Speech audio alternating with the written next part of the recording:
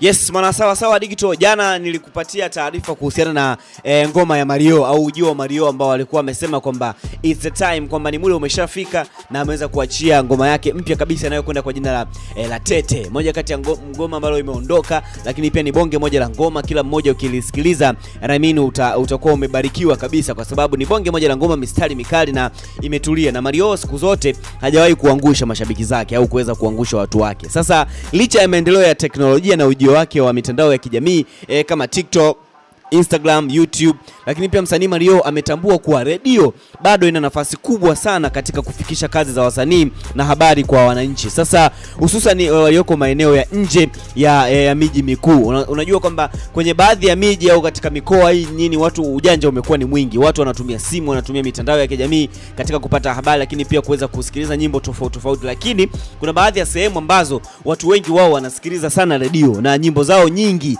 wanazipata kwa kusikiliza redio, then ndio wanakuwa wameelewa kwamba kuna wimbo fulani umetoka au wimbo fulani au kitu gani ambacho kinakuwa kinaendelea. Sasa kupitia ujumbe ambao alikuwa ameandika saa chache kabla ya kuweza kuachia wimbo wake wa Tete, Mario amesema kuwa alipotembelea maeneo ya nje kidogo ya Dar es Salaam, alikuta watu wengi sana hawatumii mitandao ya kijamii bali hutegemea radio ndogo ndogo ili kuweza kupata taarifa na burudani. Sasa na mkote hapa alisema kwamba nikagundua nguvu na mchango wa radio bado ni mkubwa sana, aliandika Mario, akisisitiza kusema kwamba vyombo vya habari vyote vinavyoendelea na kazi za sanaa na sanaa na taarifa muhimu kwa jamii.